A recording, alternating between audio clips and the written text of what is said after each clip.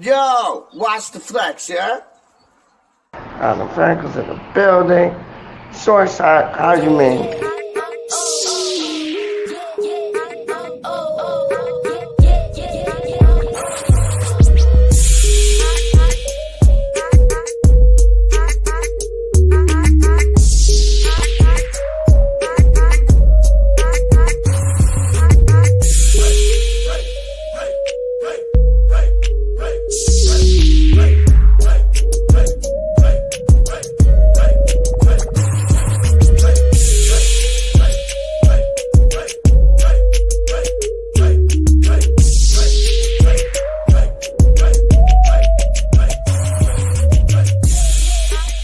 Yo, watch the flex, yeah?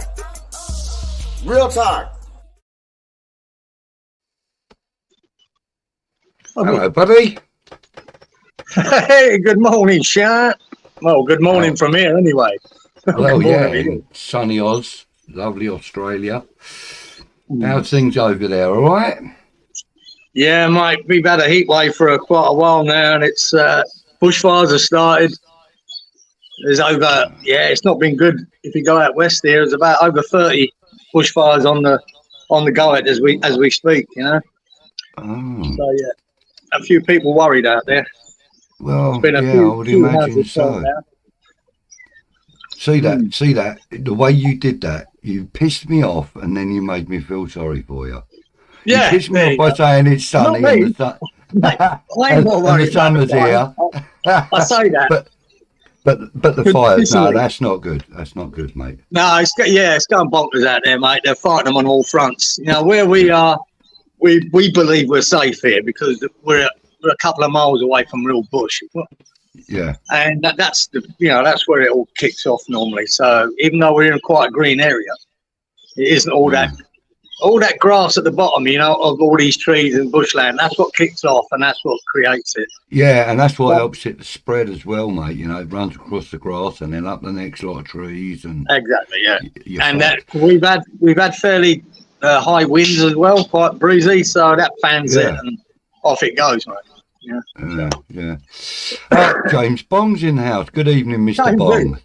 All right, mate. Thank you for joining us. And Keith, good evening, Keith. Thank you for joining us as well, Hey, chap. Peter. It's good evening, chaps. And we have Mr. Stripling, Duke. Welcome to the Dukey. show, sir. Thank we you. must And be. it was a pleasure seeing you on Sunday. And I'm sorry I didn't wait to say goodbye, but I was rather drunk and I had to get out pretty quick. I was embarrassing myself in front of Laura. All right, so there's something for you to have a giggle about, mate. I was really drunk. I got so fed up with the game. I was just drinking. It was ridiculous. Anyway, and I'd been drinking before I got there, so not good at all. Right, so this evening's little soiree. This is just like a prelude to next week. Hopefully, if you're up for it and everything, Cieran, next week I could be doing anything next week, guys. I could be fucking What? dead. I don't know. same time next week. This time next week. I've asked Anton if we can start up the old school Amazon West Ham network again. So what we're going to do, hopefully, is we're going to stream on West Ham network and Green Street Elites simultaneously. Technology, mate. Technology. It's allowing us to do these things. Sweet. Right, guys. So in the chat, what we're going to do? We're going to talk a little bit of old school stuff. So if there's anything you want to talk about, anything you want to know, any stats you want me to look up, let us know.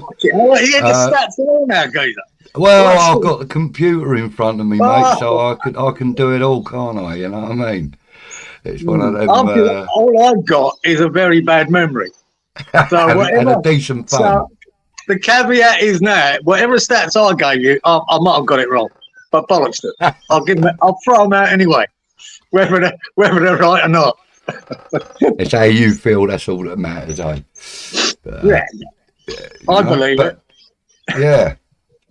So I'm learning how to use this little thing here, Oh, good. Oh look, I found out how to share screens and stuff as well. Oh, for fuck, that's only taken 3 years.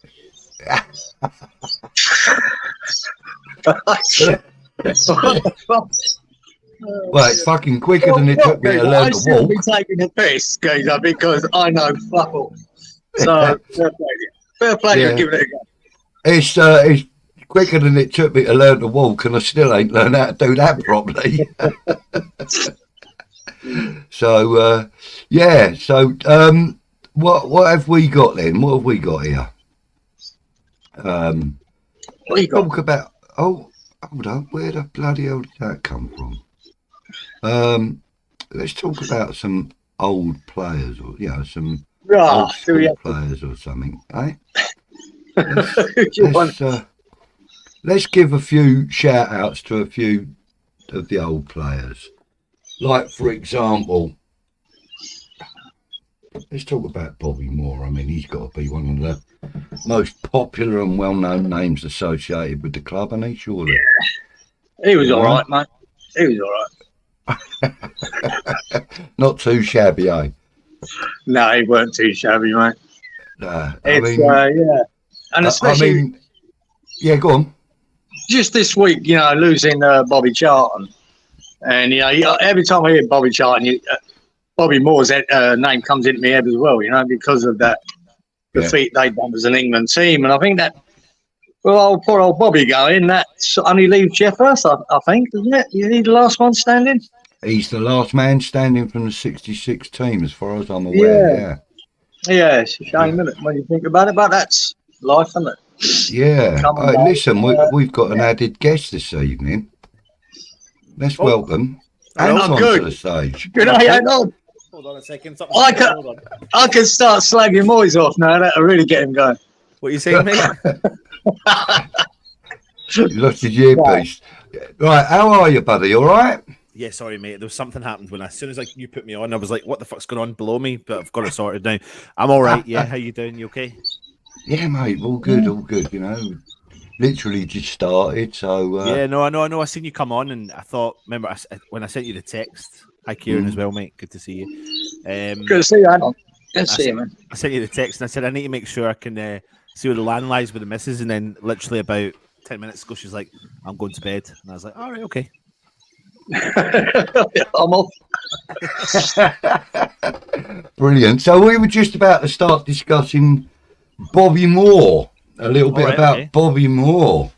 Excellent. So I haven't got any videos or anything prepped up or anything like that yet, but we were just discussing about that and the fact that now Sir Bobby Charlton's now passed, sadly, and it leaves Jeff Hurst as the last remaining member of the 66 World Cup squad.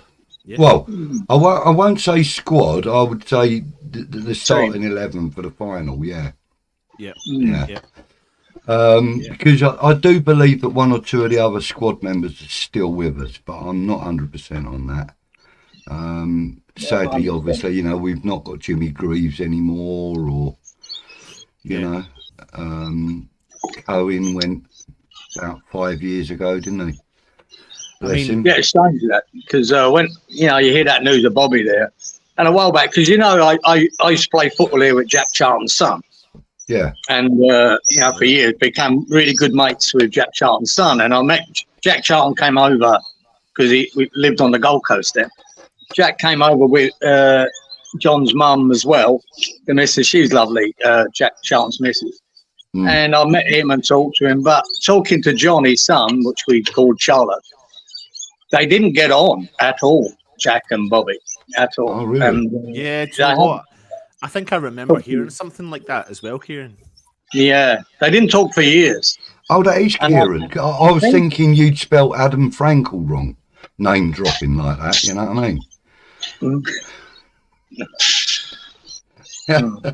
Sorry, go on, carry on, Anton. My bad. No, that was Cieran. They didn't get on. Apparently, I think John's grandmother, like Jack and Bobby's mum, I think they had a funeral, and pretty sure Bobby didn't turn up to it. Really? I think it was something to do with that. And yeah, there was a lot of angst between the both of them for many years, I think. Oh. But Jack was all right. He was a typical sort of northerner, you know, says what he thinks and means what he says sort of bloke. Yeah. But he was all right. Yeah. He was good to talk to. But yeah, never got to meet Bobby, obviously. I took a keen interest in just old football because of Dad's interest in football, and I remember being a young kid and watching the 1994 World Cup with Ireland, and Jack Charlton was the manager, obviously, coach of Ireland, and I remember that was the first time I really started. I'd already seen a lot about West Ham, but that was when I started kind of really taking a keen interest in like the further world of with West Ham, and I was like, Dad, why is Jack Charlton? Why is he the boss of the rep of Ireland and stuff like that? And Dad would then, you know, because my mum's from Ireland anyways, but anyway, we'd go into like this big story and then we'd talk about the past. And I'm sure during that World Cup, Dad had explained to me that he had heard through the grapevine, I think there was friction within the relationship of the brothers, and it was possibly also down to the fact that the way that they were.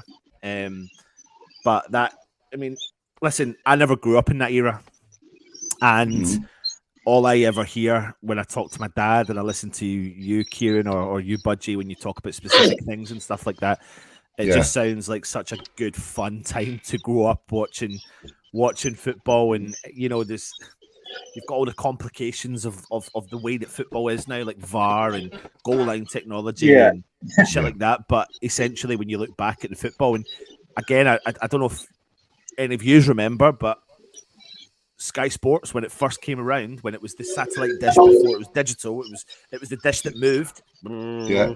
You know, I was very lucky to live with mum and dad who had that, and we would get Sky Sports Gold, which was a very famous channel at the time, and they would rerun old games. And I was lucky enough again to go through and understand and take a keen interest in players like Di Stefano and Puskas, Eusebio and Pele, and you know, so when I was young, I had a keen interest in not the modern day football, except for West Ham. It was the olden day football of all the teams and all that sort of stuff, and I always found that really interesting. So going back to like kind of your point about Bobby Moore and stuff like that, like I've got a picture of Bobby Moore in my house. Like I've actually been able to move it into the physical house now. Nice. And it's the famous picture when he takes his top off and Pele takes his top off and they embrace. Swap shirts. I had that as my profile picture for years, actually. I think you did. Yeah, remember you did. Yeah, and I lost it at some stage, and I went to it. But that was my first poster on the wall. Went on was Bobby Moore, followed by Billy Bonds. That's the first time I had a poster. Was Bobby Moore, right, looking immaculate in his England kit and his beautiful hair. Can I just show you something? Actually, I'm going to show you something. My dad. It was my birthday 2 or 3 weeks ago, so my dad got me this as a little cheeky gift. I don't know if you can see that. Oh, hold on, where am I? There. It's a window. No, there. We can see that it's a framed series of pictures, but so you've got Bobby Moore, Jeff Hurst, Martin Peters, with a signature on it as well of the three players. So nice. Yeah, it's quite a nice. Excellent. Yeah. I've got two football related pictures in the house. One of them was sent to me by a legend of Marlon Harewood. And the other one is a similar thing to what you just shown us, but with Jesse Lingard. I don't know why I've got that, but I have. So, yeah, they're the only two football-related pictures I've got in the house, unfortunately. Yeah, I was never one for memorabilia at the time, but I do have a football someone sent me with the team signed on it, and the trouble is you don't know half the signatures, you know. No, but you can make out Billy Bonds on it, so he's in his era. Do you know what though? There are some people out there though, Cieran, that are like relentless in knowing exactly who those signatures are. There's a guy who used to actually do a lot of stuff in the channel right back at the start, 5, 6, 7 years ago, whenever it started. I'm still good friends with him, Marcus, and he's a big memorabilia collector, man. You could literally put a picture on and he would go bosh, bosh, bosh. I sometimes, like you said, Cieran, I look at them and I'm like, I have no idea really. But he's I stumbled across a video on YouTube earlier, And it was this young guy, he couldn't have been no more than 28 or 29. He's like, he says, oh yeah, I just want to show you my football shirt collection. He's got 500 and something football shirts, you know, and a lot of them are signed, and a lot of them are like, you know, game worn or training worn or whatever, you know, and they've signed them for him. He's got like over 500 shirts. It's ridiculous. All different clubs, you know. I mean, he's got Italian, Spanish, French, English. He's even got a few from the States, you know. So. Yeah. We used to call them nerds in our day, mate. They're really weird. Well, they're we right used to next call to them dickheads, but anyway. No, they're next to train spotters, right? That's all they are. Yeah, plain Weird. train spotters. Yeah, that's it. That's the one. But I tell you what, though, the only thing I do remember as a kid is my first ever autograph.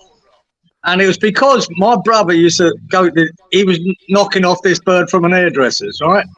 Yeah. And it was the hairdressers that Harry Redknapp used to go and get his hair done. And she got me Harry Redknapp's autograph. There you go, that was it. God knows what happened to it, but that's my first and last autograph. I used to have a book that my brother had left behind when he joined the Royal Air Force. And it was an autograph book. Do you remember them? The little padded front and all that on them. And it was like a goldy colour with autographs written in black script. It was really quite nice. And he had the entire Chelsea team in it. And we're talking about like Bobby Tamblyn, Peter Osgood, you know, all of that era, you know, like Ron Harris and all that. He had all that. And I lost it.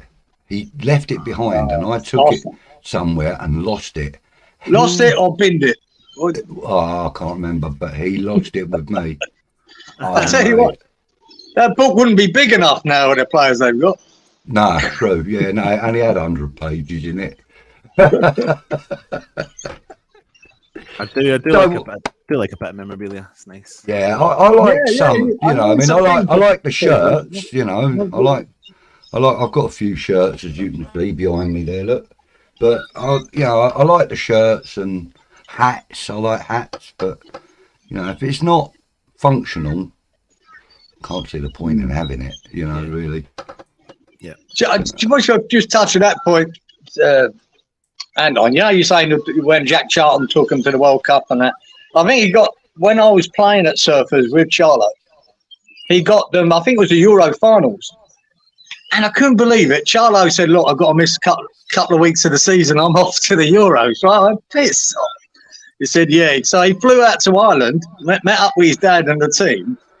And then when the Euros started, we were watching him sitting on the bench next to his dad. He even got him on the bench, right, to sit there, right? And I remember him giving him, I mean, this must be around 1990, whenever the Euros was around then. It must be around that time. And I remember giving him a tape, and I used to love Irish music as well. And I gave him a tape. No, I played it on the coach. We were going to a game one day, and I put it on the coach, right, and let it rip, right. There's a few sort of rebel-type songs and all sorts on it, right. But good, it G'd the team up, yeah. And Charlo asked me to take it to the Euros, and he put it on the team coach. He put it on there for the Irish team. And he said they loved it. They were going bonkers. That was my claim to fame. I actually got music played on the Irish coach at the Euros. Well, I never got it back, but I love that. the stories he had about the Irish team and sneaking out at night on the piss and all sorts. Brilliant. He came back with some great stories. And you'll appreciate it. Hang on. He brought back an Irish shirt signed by all the players. And our coach at the team was a Rangers boy, and he gave it to him. Oh, and just to rub it he took it. Different. So, yeah. Nah, that's quality, though. It's good, isn't it?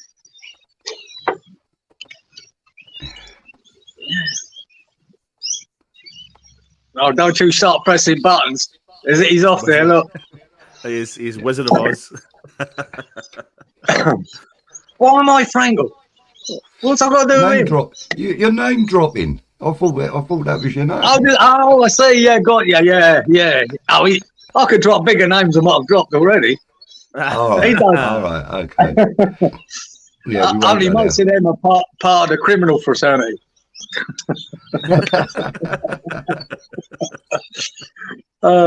Yeah.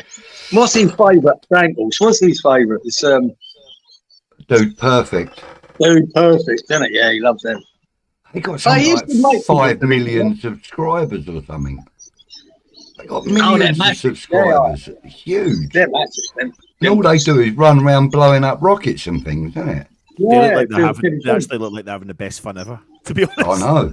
I know, yeah. There's a few little groups like that. There's one that they build all these aeroplanes and they put those BB guns, you know, the airsoft guns onto them. Yeah. And they go around shooting up like foam tanks and stuff with these aircraft. It's hilarious. It's It's mad. hilarious watching them. It's mad. It's what you end up finding yourself watching sometimes, though. I know, yeah. Especially like me, because I don't watch normal TV at all. Yeah. I haven't got an aerial. I don't, you know, everything I watch comes through the internet. Yeah. Everything. And so I spend like, I don't know, probably a good 6 hours a day just flicking through YouTube. And like, I think I go through all the West Ham related stuff and I think I've watched it. No, I don't want to watch that. And then think, well, what else can I watch? And then like that comes up on the screen. You think, yeah, give it a go. I've watched all sorts of nonsense. Did you know that there's a Bigfoot in Scotland? Is it me? Well, that was my next question. Yeah. That's funny. Yeah, but getting back onto the football team. Yeah, what are we reckoning for tomorrow night then, lads? Oh, I think it'll be tough. Yeah, I think it'll be a I tough think it little will. game out there. Yeah, I think it will. And that's why, you know, on I've been on a couple of other streams today and yesterday and that, like in the chat, and I've been saying, you know, like people have been saying, oh, like you got to start Obama, he needs to start and stuff. And I agree with that in part, but I don't think tomorrow's night's game is the right game to start a youngling. He's never going to start. He would never start Obama tomorrow's night game. He's too inexperienced and probably a little delicate. Do you know what I mean? Because all right, okay, so he did score a goal in the Europa Conference League last year, scored two in Europa, didn't he? Well, I think Yeah, I do. The header I and do the laugh at tapping. West Ham fans at times, though. They always think the answer is sitting on the bench. Right? Yeah. It doesn't matter what the coach thinks. He thinks he puts his best 11 out there. Oh no, the answer's on the bench. It's always on the bench. And because they don't play, they all go bonkers. Oh, he never played. That's because we lost. It's a load of nonsense. I know. The trouble is, though, probably, you know what I mean? You got to trust the coach of a team. You know, when you see them, that you know they're decent players. That doesn't mean that they're going to come on and set the world alight. It doesn't mean that. And especially with this under-21s, the level of under-21s to the Premiership, it's just it's massive. So he might be a good player, but it doesn't mean he's going to come on and rip it all up. It annoys me. That game of the weekend, I know, I see them all on your channel with you, Anton, all going, everyone's having a meltdown. And I'm going, what the fuck do you expect? I said this with Stewie the other week, right? Moyes ball sort of works when everyone's at it. When you've got when Antonio's beast mode, when Bowen's ripping them up down the right, when we're counter-attacking, when Souček's jumping into the box. That's when it works. And sooner or later, it won't work because you're going to have 4 or 5 players under par, right? Yeah. And that's what happened at the weekend. They were all under par. Antonio was poor. Paqueta was terrible, I thought. Alvarez weren't that good. Ward-Prowse weren't really in it. And we got done by a really good side. And that's why when we have got everyone on par, like the Brighton game, that was superb. That was perfect counter-attacking football by that team. Really good, because everyone was on it. And plus, you need Areola to be pulling off saves he shouldn't save, which he's done it against Brighton. You know, that's Moyes' ball for you. And, I don't particularly want Moyes, and I've always said it. But that when it works brilliantly, and it's quite enjoyable. But there are going to be days where it doesn't, where everyone's below par, and that's it. That's life. I completely agree with absolutely fucking everything you just said there, Cieran. I did it. That's the first time. I do though, mate. I do though, because I done a show after on the review, and I couldn't really. I actually didn't want to stay on anymore because I couldn't be bothered listening. I wasn't being horrible, and I'm aware that we do this stuff to keep people entertained and that, but Yeah. I didn't want. I couldn't sell my soul for the sake of just trying to have people on the show. Like I was like, fuck that. I'm gonna go. I've not enjoyed my day. I don't want it made it worse by the comments. I'm gonna fucking leave and go and spend time with the family. That's how I felt, and That's it. And for me, it was like it just felt like there was vultures. And I'm not digging out people for having an opinion. I think it's totally fine, and everyone's totally entitled to it. But I just felt like it can't be. For me, it couldn't be drastically wrong. Yes, it was shit. Yes, we got smashed. We were not at par, and they were very at par. Like they were fucking flying, and we were well below par. So if we were where we've been this season, it may have been a little bit of a different ball game, but we weren't, and we were not there. And the fact of the matter was, we were nowhere there. But I think it comes down to, like, if we consistently do that over the next while, then okay. Yeah, and this is my point about, the answer is always on the bench. Kudos came on, right? Everyone's screaming for Kudos. He came on and gave a goal away. Yeah. But he cost us a goal as well. I'm not going to. He had the worst game he's had in our shirt. So. He just tried, but he made a mistake. They got the ball 2 passes later, they scored. That's life. Yeah. Don't have a meltdown about Antonio. You see Antonio, he is what he is. He's going to be like that. So, like I say, I'm the biggest Moyes detractor there is, but I know what he's trying to do. And sooner or later, when the players are not playing up to their levels of 8 or 9 out of 10, it's not going to work and it's going to look bad. We had this last year, the 2 worst games, Brighton and Newcastle, where people were below par and we got ripped. Yeah. Right? You know what I mean? As simple as that. Brighton this year, everyone was on par and we've done them. Right? And that's it. That's what you got. I was there. It was fucking brilliant. But great. The thing again goes down to, doesn't it? It's like we're so early into the season. We've performed better than fucking shitload better than what people have thought we would. Yeah. And we're in the situation we're in, which is, nothing's going to change. I've seen some comments. I don't know who. Someone put it out recently and asked a question, which was, if Moyes loses his next 5 games, would you want Moyes to stay? And I can't remember who it was, and I wanted to respond by going, if any manager loses 5 games in the Premier League, do they have a chance of staying? Because I don't think in the Premier League it really gives you 5 games. It's not acceptable, is it? It's that not, kind of law. Not anymore. Not anymore.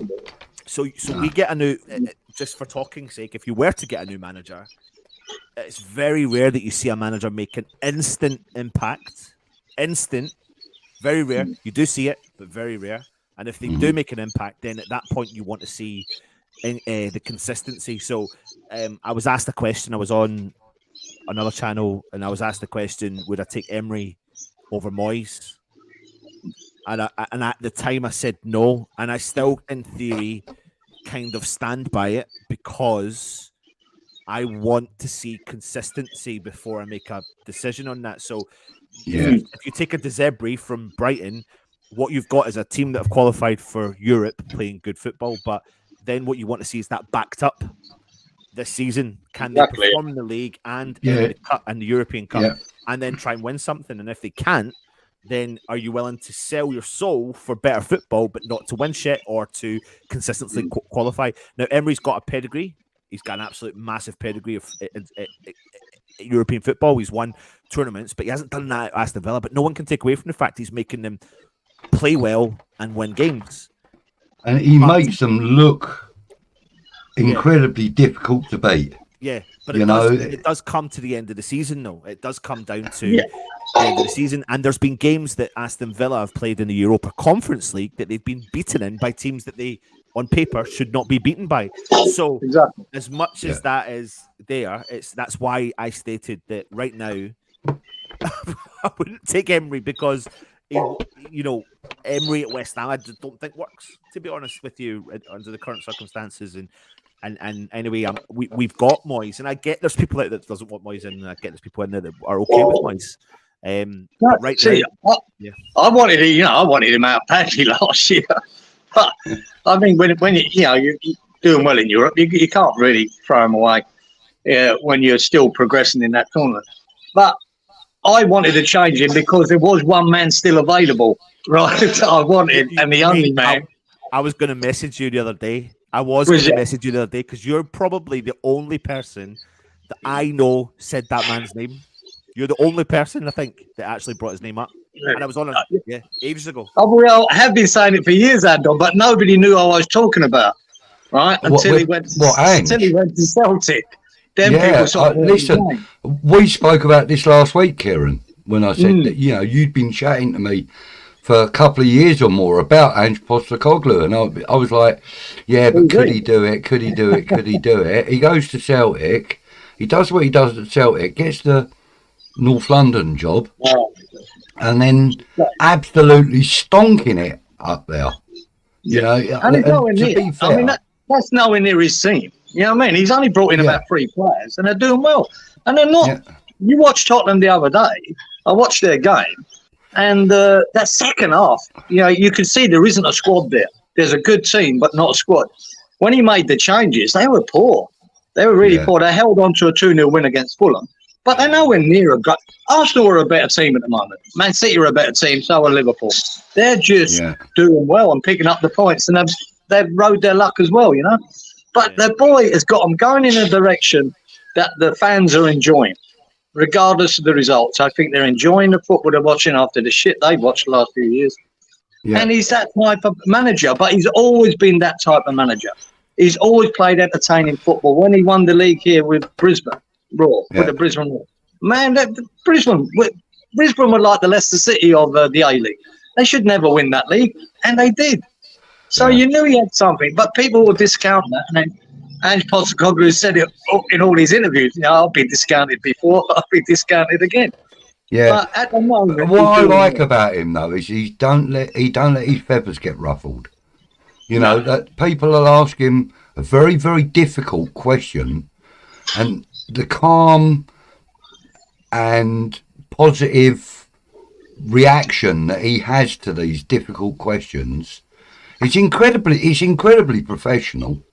And I think that, he's going to be a manager to watch for the next few years. I definitely believe that. He's always believed. Carry on, Anton. Carry on, Matt. I was just going to say, I have said from day dot that I think that's going to be a match made in hell with Postecoglou going to Tottenham, but not because of Postecoglou, but because of Levy. And I still believe, and I'm going to stand by that comment, I think that project has the potential to go wrong because you can't be Levy and get everyone wrong and then suddenly get it right once in a blue moon. You've got literally everybody wrong and it's not worked out. So I think that will go. But what Postecoglou's shown and highlighted, what you said, Cieran, is that he is doing what he can do. And Budgie, you said he's calm, collected, and he knows what he's with the mainstream media. He gets football, he gets clubs, he wants to do this, that. I just think that January will be, to either back up what you're saying or to refute it, is if he really backs him in January, say he went and bought Ivan, he said, I want Ivan Toney, and he brings him in or whatever. If he really backed him, Levy, then he might be thinking, shit, I might have to with this guy because he's getting results. We'll see then. If he doesn't back him in January, well, it could be he might not get to where he wants to be. And I just like the way he always says. He's always said it from Brisbane to Yokohama to Celtic. There is a certain way I want the team to play, and that's it. Yeah, and part of that is entertainment, which is what I like. Where when you got Moyes, he's got a certain way to play, and it's not about entertainment; it's about winning games. And that's the difference. I just prefer the guy who wants to entertain as well as win. But and that's it. I ain't got no personal angst against Moyes. I just don't like his style. But when it works, it's really, really good. Because that first year, when he really had a pop, we finished sixth. There were some great counter-attacking games that year that we played brilliantly well. When Souček was on fire, and then we brought Lingard in, he was on fire for a while. Bowen was, doing well. All of it sort of came together for a while there. And that counter-attacking style was really working because the players were working. But again, when they're not working, you'll see what you see against Villa. And that's what. And what's interesting about going back to Postecoglou, going to Tottenham, is he was not their first choice. He was not their second choice. He wasn't their third choice. No. So they went to him with a bit of a cheek on their face, but the tails against the legs and going, "Hi, Ange, we've been through everyone. They keep saying no. So you fancy this job?" And he's gone, yeah. And he believes in himself so much, and he does. As much as I don't like, as much as we don't like Spurs, I have a respect for Ange. Mate. I think he really holds himself highly as a coach, and currently he's backing it up. And that's going to be down to a case of whether or not this is a nightmare, ain't on. I mean, I'm a massive Ange Postecoglou fan, and he went to Tottenham, and I'm torn. I'm torn. I want him to do so badly, but I want him to do so well. Yeah. I don't know what to say. I mean, I'm becoming a Tottenham fan. That's the problem. I do want him to do well, but there you go. Wants to become a Tottenham fan. Fuck him off. But if Tottenham fans, like they might do, get carried away, that you start talking about winning leagues, they're nowhere near it. They're nowhere near it yet, mate. No, they're not. They're not. They're doing really well at the moment. They're top in the league. They're staying there. But, yeah, look, it's a really good question from Happy. Who actually likes Lineker? I don't. He's just, what? He's got a big head, man, and he's just, yeah. What I don't like about him, though, it's not him per se. It's the fact that at every opportunity he gets, he will have a pop at West Ham. Yeah. He will say about how well another team have played against us, but he won't say how well we've played. He's barely even acknowledged that we won that trophy in June or whenever it was. Yeah. But you know what, though? Not many people have. I seen someone took a snippet of TNT and Michael Owen and Martin Keown talking about Declan Rice, and it was as if they were like, "Who's this geezer? Where's he come from?" And in my head, I was like, I'm going to react, but I didn't. And in my head, I'm going like, "You fucking pricks! You know where he's come from. You just are being dicks about the whole situation." Michael Owen's going like that. I really didn't think he could do it. I was like, "Are you fucking joking me?" Like, he tore Arsenal apart every time he played them. He tore Man City apart every time he played them. He tore most teams apart every time he played them. So you're telling me you didn't think he could do it when he came into your team? No, I become protective of that situation. I'm over the whole Declan Rice situation. I've got a little bit of I can't. How can we sit here and fucking blame him? We can't, right? We can't because I don't know how else to explain it except for the fact that I don't think he done West Ham over. He told West Ham the situation. West Ham could have declined the offer and could have made that fucking shit situation. He's gone. It's pissing me off. He's gone to them, but he's gone. But he seems to still hold us really highly in his thoughts, and you can really tell that. I think it'll be interesting to see how it's dealt with what come the game we play them. But going back to the punditry, sorry, it pisses me off when they don't respect West Ham because they don't. But maybe that's not a bad thing. Maybe that's there's so much more respect put on Villa and Brighton, who have not been consistent, than there is on West Ham. Yeah.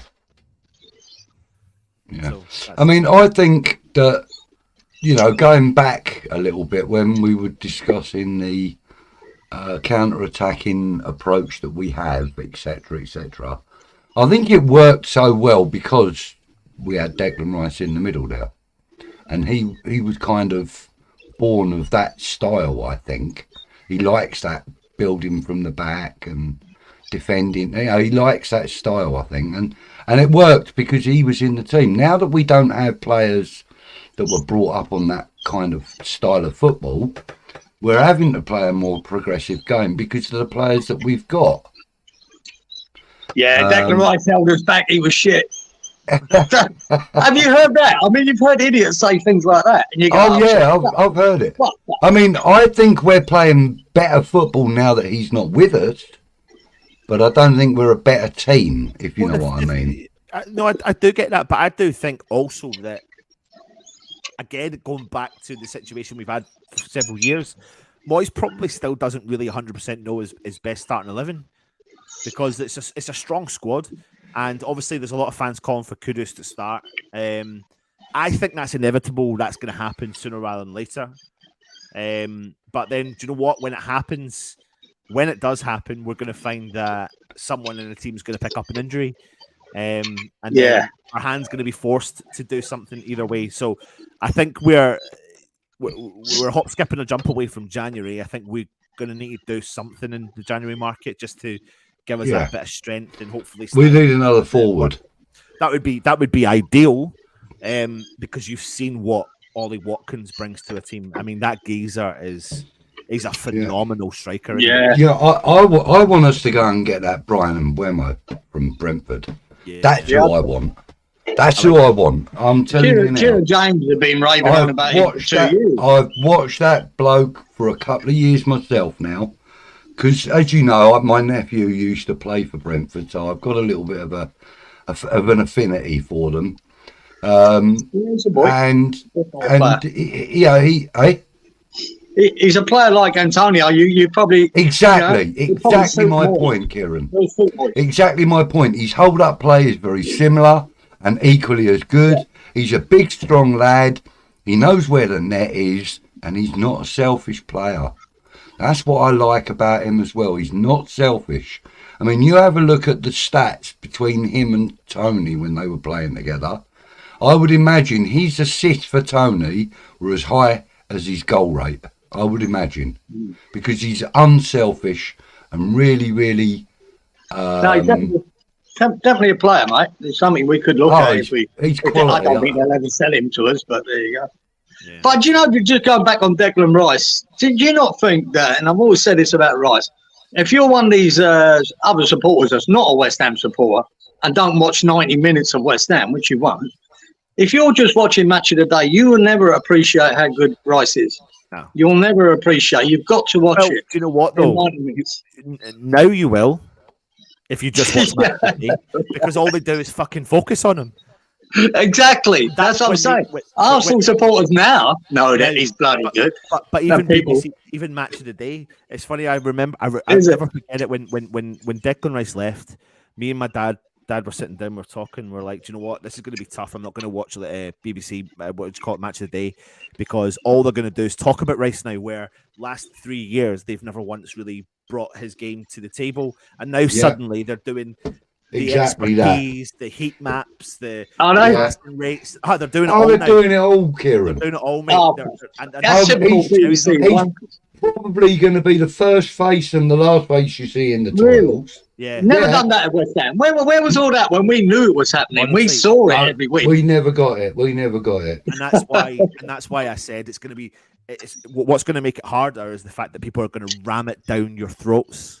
Yeah, so it's the hypocrisy of it all. Yeah, if you watch the football tonight, they'll talk about last night's game and how Declan Rice performed last night in the Champions League. If you watch the game at the weekend, they'll talk about Declan Rice's performance against Chelsea last week. Like that's all they do, but they don't. He did score a cracker of a goal, though. Yeah, he did. Yeah. And you know, to be fair, it was a very familiar goal. You know, we've seen it many times over the last 4 or 5 years. What, when the keeper give it to him and he just popped it in the goal? I could have done that. 30-yarder. I got to give him. You couldn't even walk 30 yards, you old bastard. Not even back then. I've got to give him a little bit of credit because I think he's done was it a thing with Rio Ferdinand? And Rio must have texted him something saying, what's happened. I can't remember the exact text, so I don't want to get it wrong. But he said something along the lines of, "What's been going on that you're getting this recognition in your style of football?" And his reply was, "Nothing. I'm just doing what I did. I'm doing nothing that I'm doing exactly the same I've done at West Ham my whole career." Yeah. Just didn't get credit for it at West Ham. Well, do you know what? Funny you should mention Rio Ferdinand and his podcast, because I watched a couple of episodes of that earlier on. The one I'm halfway through the one with Mark Noble, which is very interesting, worth a watch. But I've also watched the one that he done last year with Anton, and that is extremely, really touching. Anton explains how he always looked up to Rio because he's sort of 9 or 7 years younger than him. 7 years, I think it is. He was like, he could hear people in the crowd and that saying, "Oh, the only reason he's got a game is because of his brother," and all that sort of thing. But the fact is that Rio believes that Anton was a better player than him. He actually said that. And he mentioned, Rio mentioned that he messaged, that was in the Mark Noble one. He mentioned that he'd text Declan to ask him for some dirt on Mark Noble. And he read out the text, and I can't remember it word for word, so I'm going to kind of ad-lib it. But he's basically said, look, he's like a brother to me. He's like a father to me. I learned everything I know because of Mark Noble. And, in training, he was always the first one on the training pitch and the last one to leave it, etc., etc. And, they're both really good watches, I'm going to scroll back on this. He's a bit like myself now, with that training. Yeah. Oh, dear. Happy thought it was a shit goal. Yeah. Good evening, Gatesy. Thank you for joining us, buddy. Gatesy. Or Gramps, as Happy calls him. Yeah, Wally, that's Gatesy, mate, by the way, just in case you weren't aware. West Ham massive, and if you haven't been over and subscribed to him, please do. Oh, Wally's there, is he? Hey, Wally. Yeah. Oh, Wally's been here from more or less from go. Yeah.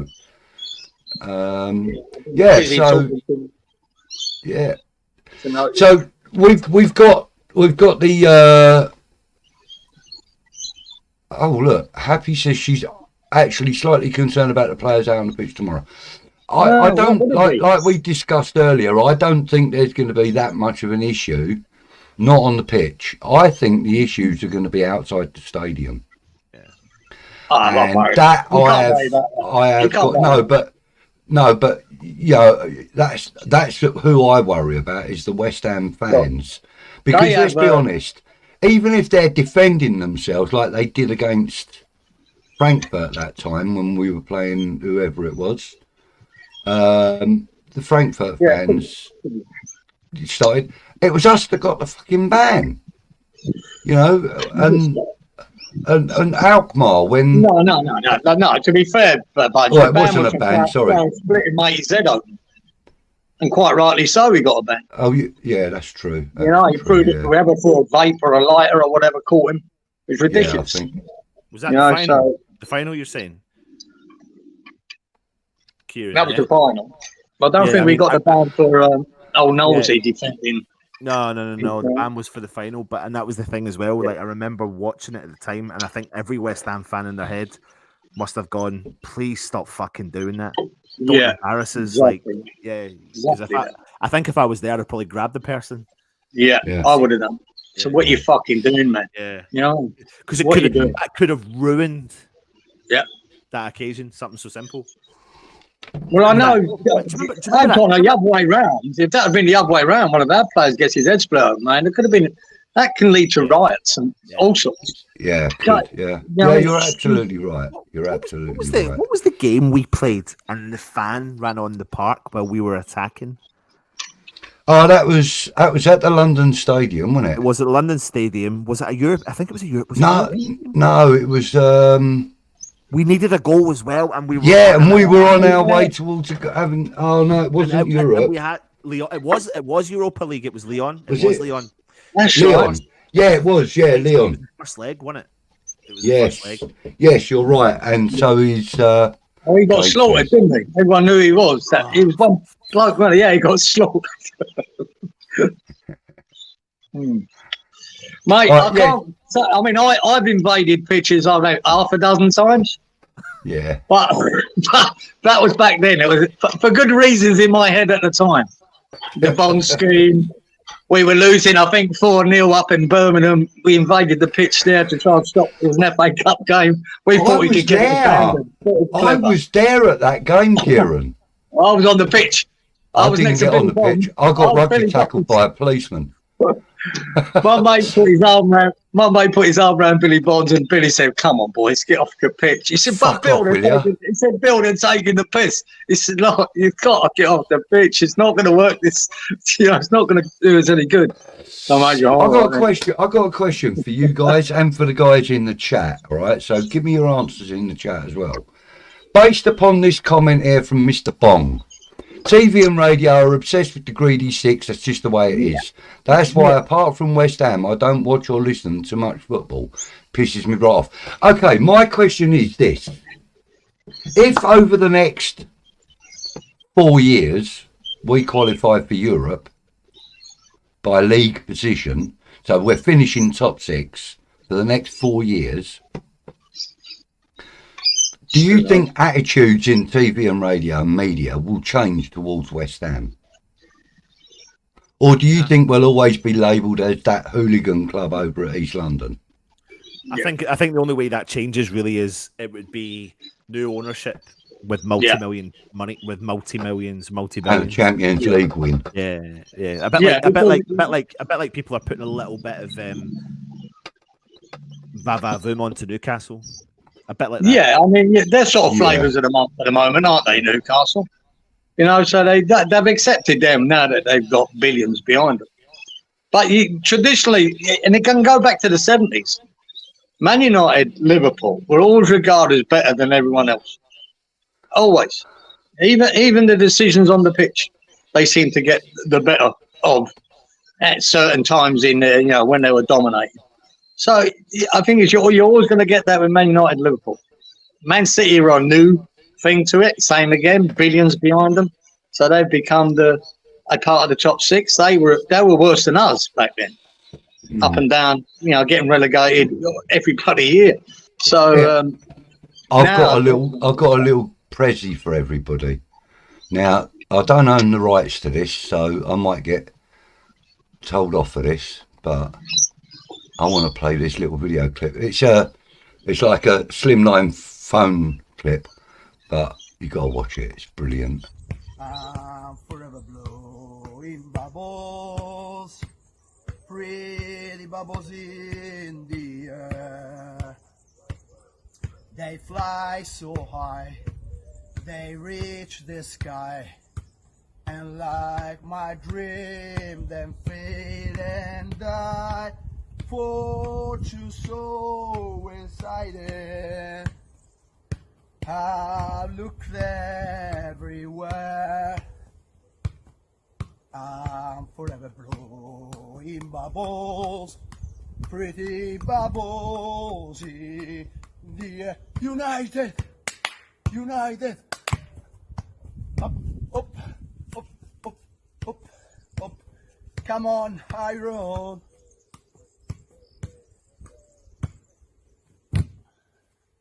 For you. Come on, lads. I love that. I absolutely love that. Mate, I went to his night with the Yes. Yeah, it was really, really good. Is it good? Yeah, it was just really good. Just listen, I remember I bought his book. His book's a great read.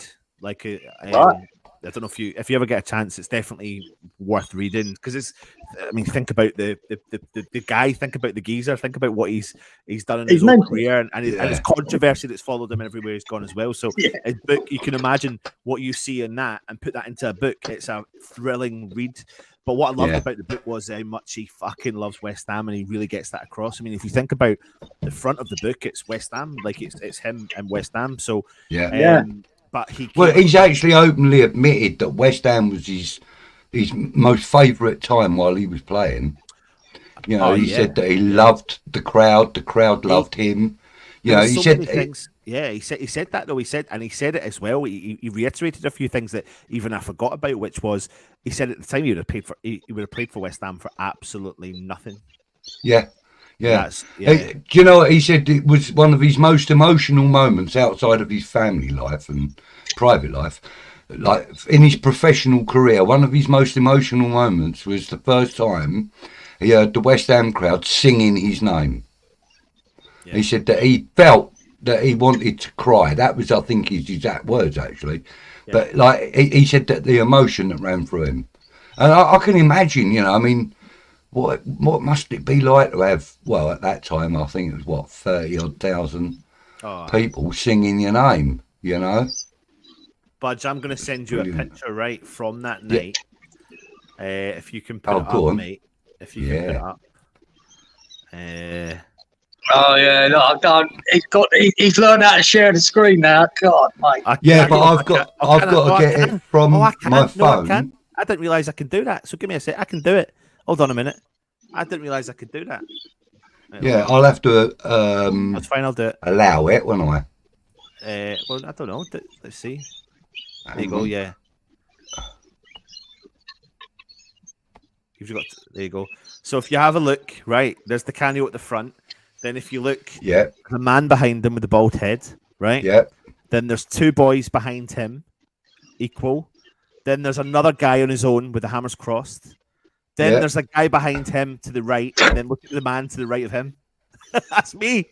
Yeah. I did. Go on, Anton. It was, and then I tried to run like a maniac towards him. But the next thing they did, he got back up on the stage and they were shuffling people away. That's the closest I got to. But yeah, I can't even zoom it, but I can save it. I don't know if I can I zoom. Maybe no, I can't. Do you know, Dodo? When you think back to Canio, he's not the first, is he? West Ham have got a history of that, of bringing players to West Ham and absolutely fall in love with the club. And sort of associated it forevermore. If you think about even Collins or Alvin Martin, Creswell, Ray Stewart, Creswell, I mean, there's so many of them. Really, Why is that? I think my computer's doing something. I don't know what it's doing. There we go. There we go. Got rid of it. I mean, we got a history of players, like you said, Alvin Martin, especially. Look at what's his face, the big striker that Gatesy was talking to the other day.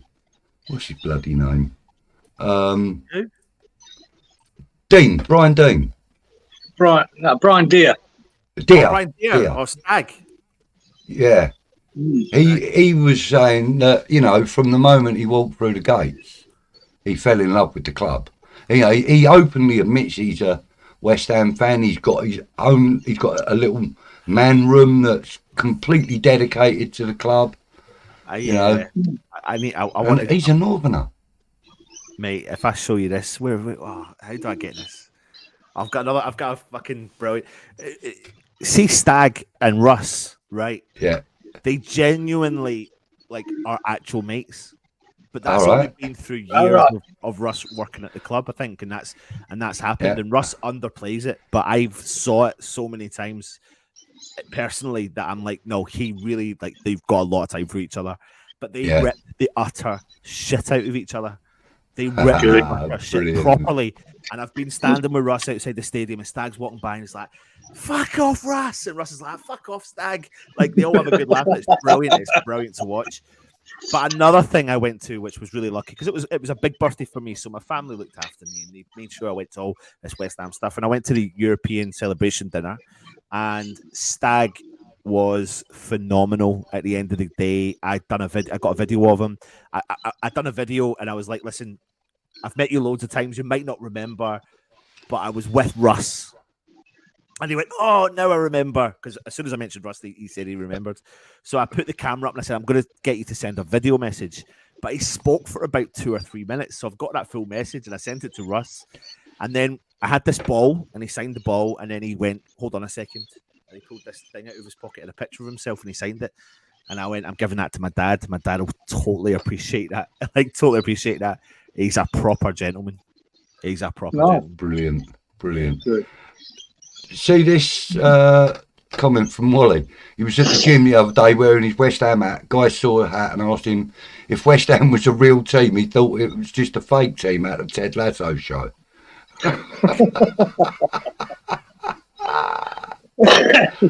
Quality.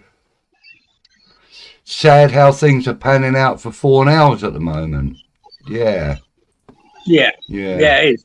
Yeah, because he's one that's taken to the club, and he loves it, and now it seems to be going south for him. It's a shame.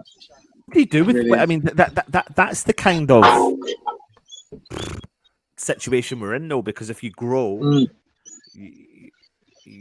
I don't know. Like, I love Fornals. I love him to bits. I don't want him to leave. I'd love for him to commit to the club and be that player. I'd like to see him get a little bit more game time. I still think he's capable of doing a job at West Ham. But not out on the left. But the issue I've got really is, and it's always been the issue, is the biggest problem West Ham are going to have is managing egos, because we've never been a club that. So Man City can afford to have 22 first teamers because they know how to manage the egos. Arsenal, to a certain extent, possibly could get away with having 20 odd egos in their team. I don't think Tottenham would cope with 22 egos. West Ham wouldn't cope with 22 egos. So 22 players that will want to start, guaranteed start week in and week out. So I feel like if you go back to when we signed Chicharito, for example, how did he feel when he was on the bench? When he went on the bench the first time, his head would have dropped. Bosh. Felipe Anderson, head, bench, drop, bosh. But you put those players on a Man City bench, probably as well. But you put those players on a Man City bench, the heads don't drop. No. Yeah. Because they're being managed in a larger scale capacity, and West Ham don't deal. West Ham are that size of club that in order for us to transition, I think people underestimate the transition of a club from one level to another. I think we're literally in the midst of it, but I'm not saying we'll do it. I just think we're like, if you've got big clubs here and you've got the clubs here, we're here. It doesn't mean we're going to keep pushing there. We're like this. Yeah, like we're like yo-yoing in the middle. Yeah, and in order to jump past there, you need that ability, that investment, that all that sort of stuff. But right now, we just have to. That's it. Like, we've got the. You need that top manager as well, don't you? Yeah, but I don't think you get that until the ownership. The other stuff's in place. Yeah. Yeah, that's sort of like a catch-22 situation, though, isn't it? It's like, you know, I can't afford to drive my car because I've got no money for petrol, but I've got to get to work. You know what I mean? It's like, it's one of them things, you know? It's like, it's a catch-22 situation. You've got to do something to achieve something, but you can't achieve it without doing that something. It's weird. It's weird. Or you can't do that something until you've achieved. Yeah. You know? It's a bit I love this comment, by the way, from Keith. Cornet tried to keep the uppy bubble song. He got IM and then got flagged offside. I mean, he's never on the pitch to be offside these days, so I don't know where he is again. Yeah, true. Do you think we've stepped up somewhat and players like Fornals and Benny are a bit below the quality that we now are? Maybe. That's probably, you can say, look, I'm a big Soufal fan, right? Especially when he's going forward and that. But really, if you want to progress, you've got to upgrade that right back position. Yeah. You know, you've got to upgrade. I love Soufal, but he's not the greatest right back in the world. And he's good if you want to be, you know. He's not the worst either, though, is he? Let's be fair. He's not the worst right back. No, he's not. But he's, if you want to upgrade, you upgrade. It's as simple as that. Ben Rama, too inconsistent. You need to upgrade on Ben Rama because, playing really well once every 5 games is not enough. And do you know what? I've been playing this, right? FIFA 22, yeah? Soufal is the second highest rated player in our team on this game. Well, I like to use my eyes rather than a game. And I love him. But I'm just saying, he's they rate him as the second highest player in our squad, like with the stats and stuff. Stats. But he's not against Villa. He was found out a bit about his. He was. Yeah. But not that I'm blaming him for anything because we were all found out. I think. Again, I thought this was a top centre half, and now I'm starting to wonder whether. He's too inconsistent as well. And what about which ones of our newest signings in the last 2 seasons are you most happy with then, Cieran? Last 2 seasons? Yeah. I think Emerson's, I wouldn't say he's brilliant, but he's surpassed my expectations. I think Emerson's done well coming in.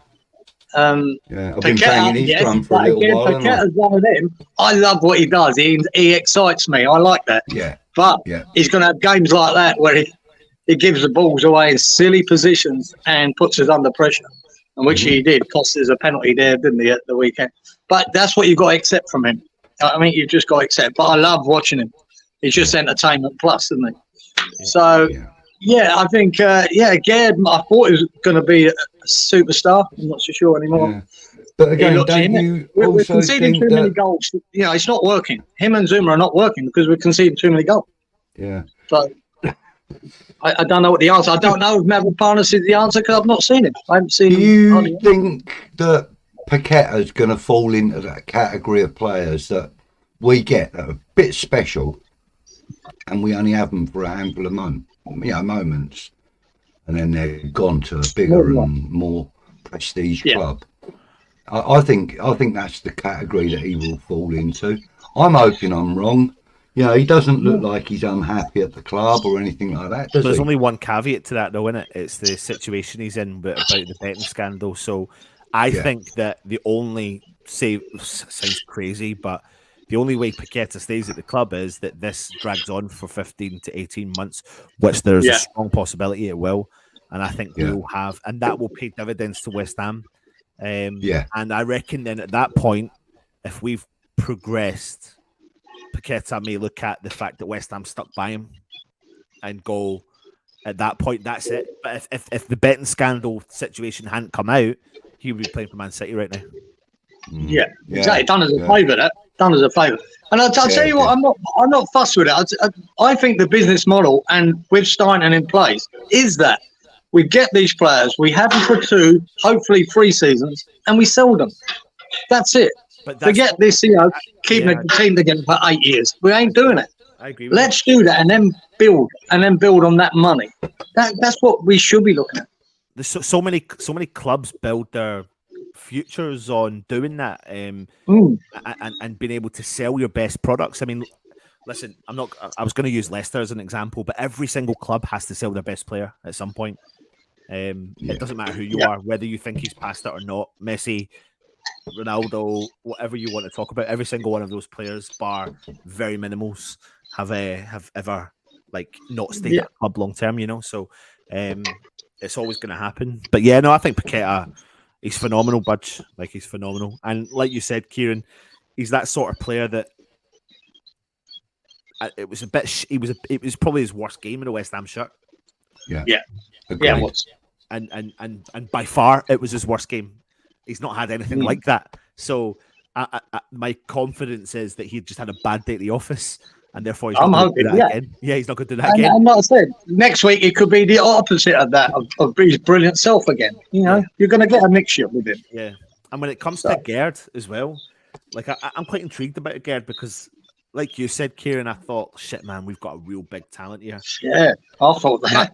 My only caveat to the whole situation with him is that he's still not played a full season because he had that injury. So he played his first West Ham game, I think February, I think it was. Yeah, by the time he came back because that injury, because of that injury. So I'll have a look through me tickets. I'll find out which game it was. But you're right. I mean, I don't know. I'm not writing him off yet, but he's starting to worry me a bit. You know, I'm going, wow, what have we got here? Will he get better? You know, him and Zuma as a partnership don't seem to be that great. And you go by the goals we've conceded already this season, it's too many. But even if we're losing games. There could be an element, though, of, like you said, Soufal got found out a little bit against Aston Villa. He did, because they targeted, was it Diaby? Diaby and the other player for them kept going down that area. Emerson wasn't at the races against Villa, like you said. No one really was at the races, but they kept targeting those wings, and that's where they were getting loads of the success. And when you've got a player like Ollie Watkins at your thing, it's always going to be a struggle, isn't it? Yeah, and you know, he started out life at Brentford, didn't he? Well, I don't know about started out life, but his professional career, he started at Brentford, and he was a player that we were looking at apparently. Yeah, back then when he was at Brentford. We were. Watkins' replacement was Tony. Yeah, and then we started looking at him, and they signed Tony from Peterborough. Yeah, and he came from. He was League One. But did he go League One straight to Premier League? Yeah. I can't remember. Yeah. I think he possibly... Someone could correct me if I'm wrong there, but yeah, when Ollie Watkins left, they replaced him with Ivan Toney, and he smashed it up, man. Yeah. And they partnered him with Buemo. I'm going to love you. All right, Anton, thanks for popping in, sir. No worries, mate. And I'll have a chat with you over the next week or so about next Wednesday. That's fine. All right, mate. Cheers. Excellent. All right. Cheers, buddy. Take care. Bye. Take care. Yes, so I think personally that we're going to lose Paqueta sooner rather than later. Oh, yeah. I'd say so. You know, I'll say once I don't want us to, obviously, but, you know. But the one player I really, really am impressed with, and, you know, I've said this all along, is Emerson. And I think that he's the sort of player that will stay at West Ham now. Probably a 3, 4, maybe even a 5-year period. Because although he's got a great relationship with Paqueta, if Paqueta goes to City, there's no chance of them taking Emerson as well. None whatsoever. He's not the sort of player for Man. No, he's not that good. He's good for us. He's exceptional for us, I think. I think he's been brilliant. 1 or 2 mistakes, like you said, and on Sunday he weren't even at the races, but he was a bit better than most though on Sunday. I will give him that. Him and Bowen really had a bit of credit in the bank. Yeah, they were the outstanding players in Claret and Blue, but if there was anything outstanding about it, which there wasn't really. They were a little bit better than all the other dross that we saw. Yeah. And that's why everyone was off it, and one of them days. That's life. Yeah. We'll see. Olympiacos. It'd be interesting to know how many changes will be made in this game. I think there's going to be at least 5 or 6. Yeah. Just rotation wise. I think there's 3 players that I think that we see regularly in the 11 that I think Moyes has to play tomorrow. That's Bowen. I think Zuma, really. I think he should play Zuma. And I think he should play Alvarez. They're the only 3 players that we see regularly in the first team that I think we should play tomorrow. I wouldn't play Zuma myself, mate, because he looks half broken most of the time, and I'd rest him. And not because I want him to play, I just rest him. You know, you bring him up. I get your point, yeah, but see him like he's our club captain now. So I think. Well, I don't think that's even been announced. I know he's captain, but I don't think it's been announced as club captain. No, but probably not. Emerson will have to play Budge because he's going to be missing at the weekend because he's got a 1-match ban. So, So Yes, you'd play he has, him. hasn't he? Yeah. Yeah, you've got to play he him, will- yeah. I think there's a chance of Cieran getting a run because I'd like to see a bit more of him. Yeah, He could out get, on the he right could be hand next to you as well. side. Or Mavropanos and Cieran could be an option. Yeah. I think it'll probably be Kehrer on the right, Emerson on the I'd left. still play Tufal. Would you? Yeah, I would. Yeah. Yeah. What are the options? What Johnson in there? I don't know. Kehrer. Or Cieran. He's not been great. I think Cieran's been good at centre half. He's looked fairly average at right back himself. Yeah, but then So I he think plays for yeah. Germany at right Could back be. and absolutely gets the plaudits for it. You know, so anyway, listen, we've been going for an hour and a quarter. I think we'll start rolling this down, shall we? All right. You got bits to do. It's early in the morning for you, so you probably Yep. got bits to do, dithering around in the garden and whatnot. Yeah. Get me steps up, mate. Get me steps up. Get in the that's sun. God, mate. Yeah. If we don't get rain soon, I know we're all going to die of dehydration. Yeah. But hopefully soon. Oh, look who's turned up. G'day, Harmony. Hermione. Yeah, Hermione, isn't it? Thank you for joining us, sweetheart. Nice of you to pop in. Are you disappointed at Bowen having digs at Paqueta and Kudos at the weekend instead of shouldering some responsibility? I There is haven't heard some that, of that. Harmony. I There don't is know some of anything that. about that. Was he Yeah, having digs? no.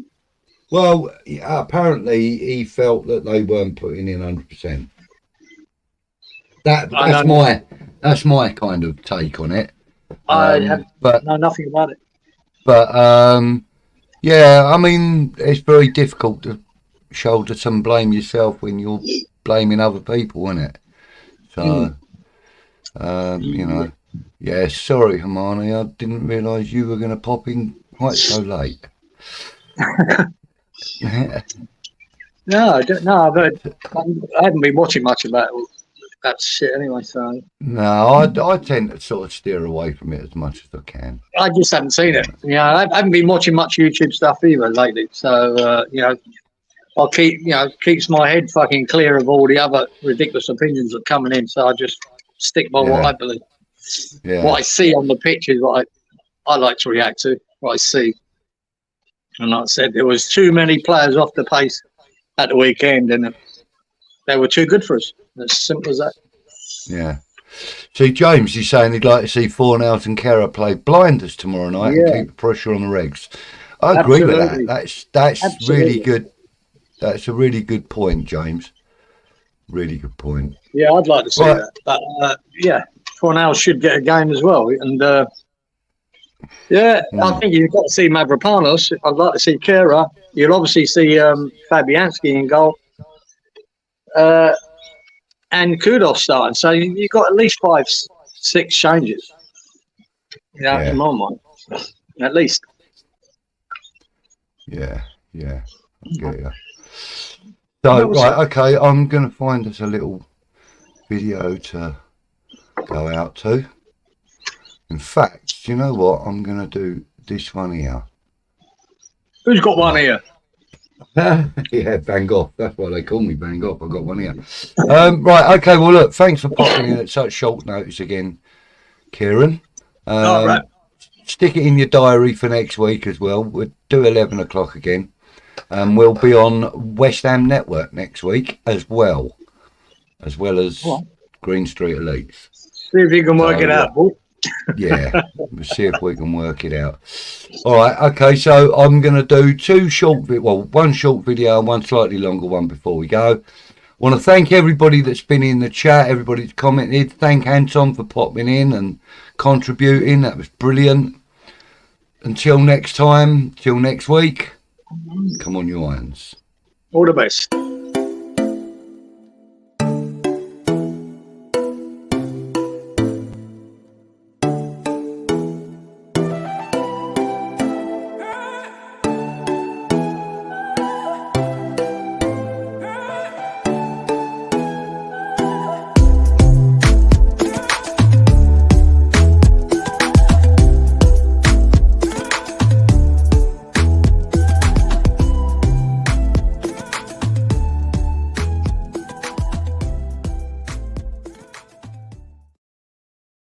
Yo, watch the flex, yeah?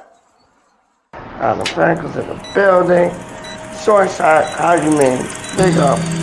Yo, Reggie, listen, I ain't talking about transfers, Doc. I'm talking about, like, yo, what you call it when you die and you get, like, I don't know, turned into something else. What's that called? Like, recreation, when you're resurrected, like, yo, I want to be resurrected as a bird, Doc. How you mean, man? Like, real talk, I'm talking about them things, Doc.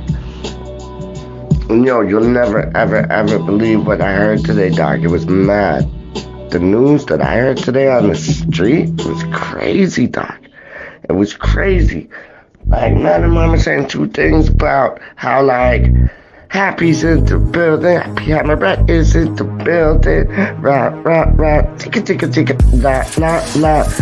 Happy's in the building, Happy Hammerback, she's in the building, rah, ticka, ticka, ticka, la, la, la. Yo, I'm doing a video